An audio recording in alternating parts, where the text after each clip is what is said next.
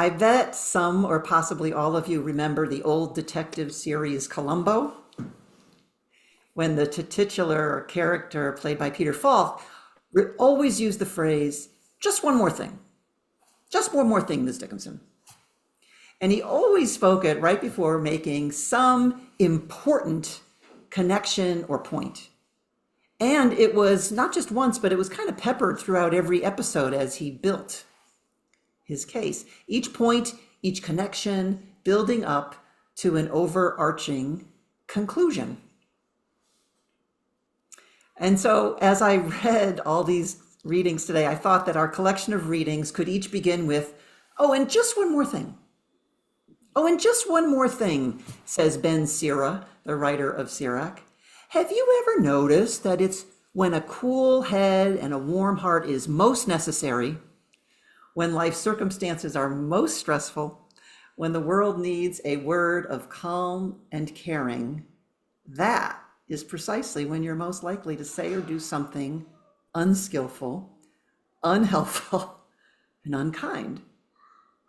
When you're most shaken, this is true for me, I will speak for myself. When I'm most shaken, that's when my faults appear, my lesser self appears.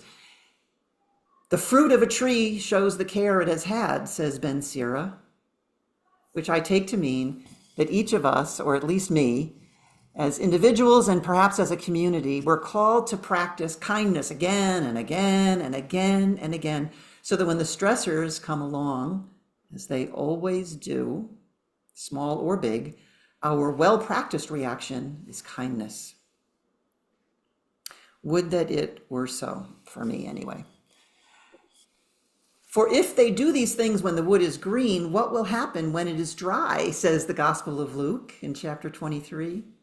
Our commission is to practice kindness when the wood is green, so that kindness comes naturally when it is dry. Oh, and just one more thing, says the psalmist. A really good way to practice kindness is to thank God as often as possible.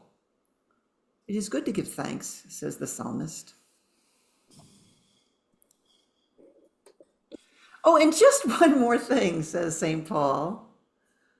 Be firm, steadfast, and devoted to God's work, even during those times, especially during those times when all seems lost. Oh, and just one more thing, says Jesus. Make full use of your teachers. Every moment with a mentor is a moment to listen and learn. Oh, and just one more thing, says Jesus. When you find yourself getting cranky about everyone else's faults, try this. Pause, look inward, examine your own heart and mind, which is, by the way, the one and only heart and mind that you have the power to influence.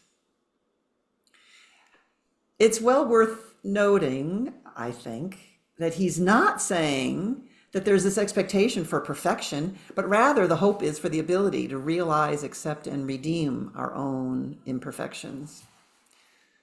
Do your best until you know better, and then do better, to quote Maya Angelou. Oh, and just one more thing, says Jesus. You are so good.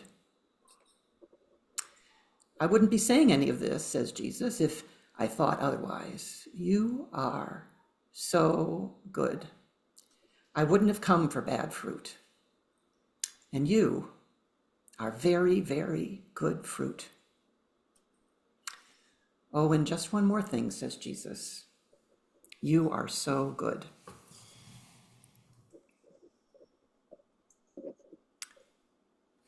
These are my thoughts on today's readings, and as is our custom, all are invited to chime in.